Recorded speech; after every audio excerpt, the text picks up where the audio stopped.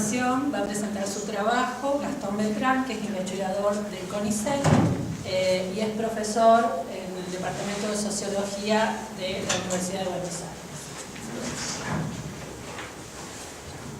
Bueno, primero quería agradecer al CAI y a USAM por la organización del evento y por invitarnos a presentar los trabajos, que la verdad que es como una muy buena oportunidad que a los investigadores no se nos presenta muy seguido, que es esto de, primero, compartir lo que hacemos con gente que de la academia que no necesariamente trabaja sobre nuestros temas, y segundo, quizás menos habitual, compartirlo con gente que de fuera de la academia que puede llegar a estar interesado en las cosas que nosotros trabajamos.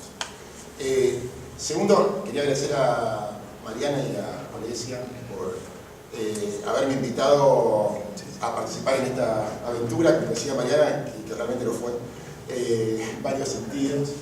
Y nada, quería contarles un poco lo que había hecho, pero también cómo lo había hecho, para que quede un poco más claro esto de qué significa una aventura para los que transitamos por este trabajo. Yo mi paper lo escribí en conjunto con un colega norteamericano de la Universidad de Richmond, Jeffrey Haas. Él hace bastante tiempo viene trabajando temas similares a los míos sobre Rusia. Yo de hecho nunca lo conocí personalmente. Nos contactamos a partir de un profesor con la Universidad de Princeton, con el que los dos trabajamos en algún momento. Cuando Mariana me invitó a participar de esto, yo le escribí a Miguel Ángel Centeno, que es el profesor de Princeton, y él me dijo, escribirle a Jeff. Le escribí a Jeff y acá está el paper, digamos. El contacto con él fue vía email durante todo el tiempo, y yo su cara la conozco solo por Facebook, digamos. Y sin embargo fue súper interesante al punto que le digo Jeff, no Jeffrey, somos amigos.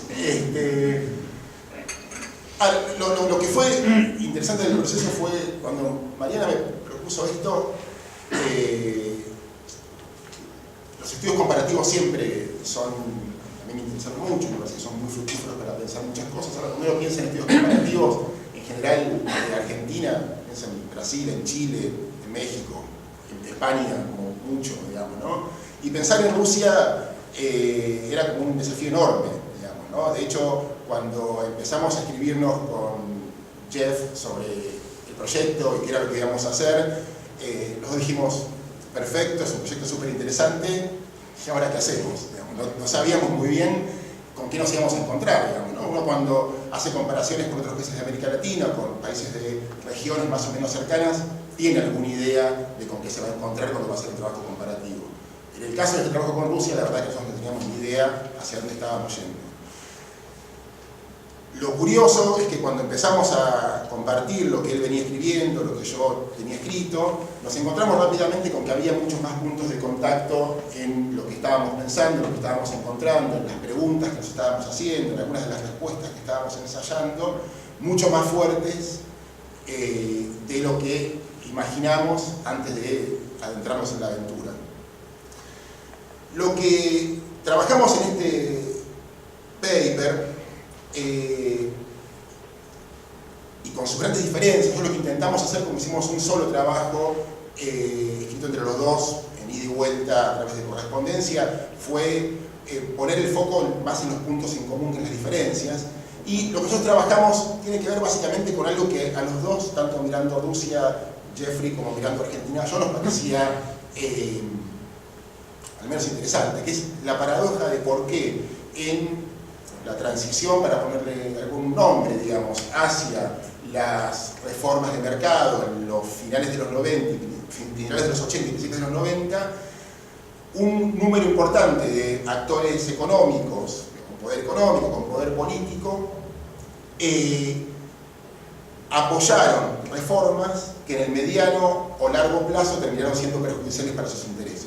¿Sí? Es decir, nosotros encontrábamos tanto en Rusia como en Argentina, en el caso de Rusia, concretamente, los gerentes de las empresas industriales de la Unión Soviética, en el caso de Argentina, gerentes y representantes de los intereses de ciertos sectores empresarios del capital local que habían apoyado en los 90 en Argentina fervientemente, en Rusia acompañando las reformas orientadas hacia la construcción de una economía de mercado, o hacia una economía de mercado más liberal, en el caso de Argentina, que habían terminado perdiendo en términos de sus intereses. Entonces la pregunta nuestra era, ¿por qué? ¿Por qué estos actores que tenían poder, que tenían capacidad, que podían influir sobre los estados, habían tomado esas decisiones estratégicas en ese momento? En el caso de Rusia, lo que nosotros leemos como perjuicio para los gerentes tiene que ver básicamente con que las empresas industriales soviéticas, digamos, durante el régimen, funcionaban bajo el régimen o bajo el sistema de los planes quinquenales, por lo tanto la colocación de su producción estaba asegurada por los convenios que había con los proveedores, que era básicamente el Estado, y además porque estaban subvencionadas por el Estado y por lo tanto la posibilidad de quiebra, digamos, como uno entiende la quiebra de una empresa en el sistema capitalista, no era una posibilidad. Por lo tanto, digamos, la posibilidad de cerrar o no cerrar la empresa tenía que ver con una cuestión política, pero no una cuestión económica de mercado. En el caso de Argentina, los empresarios argentinos que se habían convertido en empresarios de alguna forma, en un sistema de protección estatal, digamos, donde el Estado los protegía de la competencia externa, donde los había subsidiado, donde los había apoyado para la acumulación de capital, digamos, se encontraban de repente en los 90 con que tenían que competir con jugadores internacionales mucho más poderosos que ellos, digamos, y sin el tipo de protección que el Estado les había provisto hasta ese momento. Básicamente, una cuestión muy clara es la reducción de los aranceles a la importación durante los 90, digamos, ¿no? Entonces, la pregunta es, ¿por qué, digamos, paréntesis, esto no significa que todos perdieron en Rusia y que todos perdieron en Argentina, pero sí significa que hubo muchos gerentes rusos, hubo muchos empresarios argentinos que perdieron. La pregunta es, ¿por qué los que perdieron apoyaron reformas que los llevaron a perjudicarse en sus intereses propios?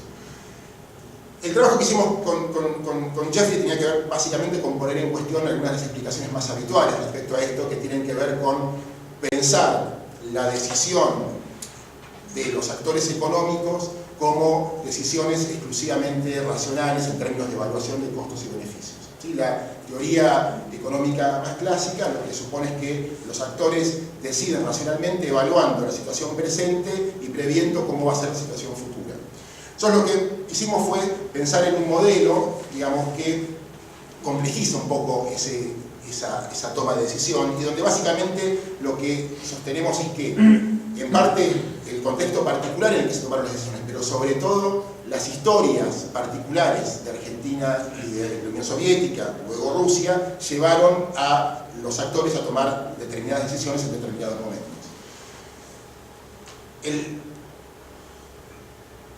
El supuesto detrás del modelo con el que nosotros pensamos es que, en realidad, cuando un actor prevé lo que va a suceder en el futuro, no está pensando desde un lugar de tabula rasa, como se suele decir, digamos, desde un lugar donde piensa en blanco y evalúa en blanco lo que va a pasar hacia adelante, sino que está pensando en un lugar que está construido a partir de su propia historia como actor, de la historia de la sociedad en la que está. Entonces, en general, lo que se hace cuando se proyecta es extrapolar lo que se conoce del pasado hacia el futuro y suponer que lo que pasó en el pasado, lo que va a pasar en el futuro, se parece más o menos a lo que pasó en el pasado, porque es la única referencia que los actores tienen para tomar decisión.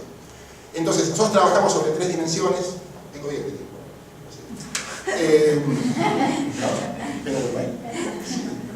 Bueno, dejarlo de diga las dimensiones.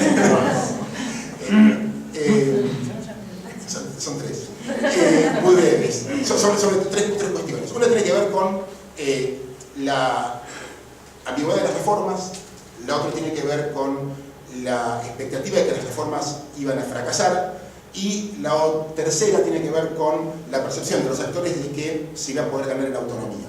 La ambigüedad de las reformas tiene que ver con que tanto en Argentina, lo voy a decir súper resumido, sin dar detalles de cada país, que en cada país lo que se entendía por lo que eran las reformas y por lo que iba a ser las reformas era sumamente ambiguo, ¿sí? En Argentina eran grandes principios, en Rusia había muy fuertes discusiones dentro del Kremlin respecto a hasta dónde se iban a llegar con las reformas. La lectura de los actores económicos fue: no van a ser tan radicales, no me van a perjudicar tanto. Segunda cuestión, los actores, tanto en Argentina como en Rusia, pensaban que las reformas, en definitiva, iban a fracasar, o sea, no iban a poder hacer todo lo que se proponían y que por lo tanto ellos no iban a ser tan perjudicados. Entonces, en ese sentido, no resultaba muy costoso hacer ajustes, digamos, para algo que finalmente pensaban que iba a fracasar. Y por último, digamos, tanto en Argentina como en Rusia, los empresarios y los gerentes lo que suponían era que las reformas lo que les iba a traer era mayor autonomía de decisión.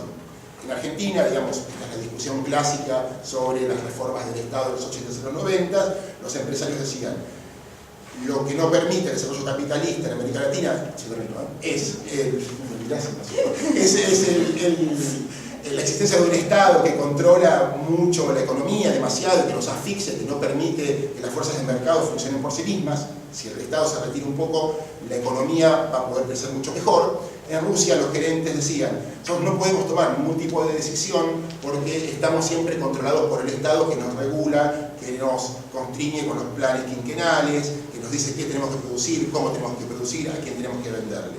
La reforma permitiría, pensaban los gerentes, poder tener mayor autonomía en la toma de decisión respecto a lo que se producía. Tanto en Argentina como en Rusia, los gerentes y los empresarios se dieron cuenta un poco tarde, digamos, una vez que el proceso ya estaba encaminado, en qué medida no habían calculado algunos de los efectos los efectos negativos, digamos, de las reformas, y en qué medida esas reformas que ellos habían apoyado podían y terminaron finalmente siendo perjudiciales para sus intereses. Conclusión pero breve, digamos. Lo interesante de este trabajo, y en todo caso después podemos ir a algunas preguntas si hay tiempo,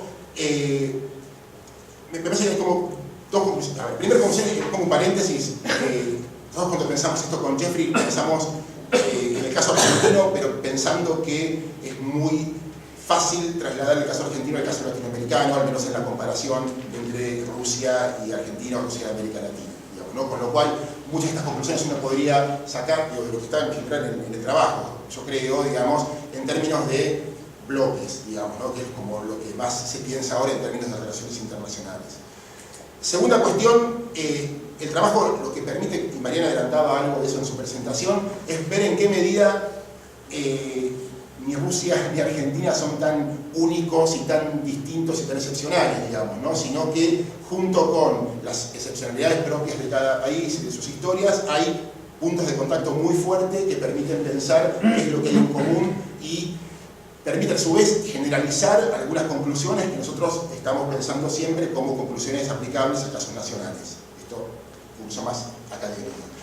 Y finalmente, digamos, poder ver estos puntos de contacto y poder ver por dónde se pueden comparar estos dos países permite también pensar en cuáles son las posibilidades o pensar en ciertas ventanas para construir y para pensar relaciones entre los países, digamos, que no necesariamente tengan que ser mediados, como decían Olesia y Mariana, por los países del centro, por lo menos en términos de producción, que aparecen siempre en el medio en este tipo de relaciones. Y eso, y espero haber llegado.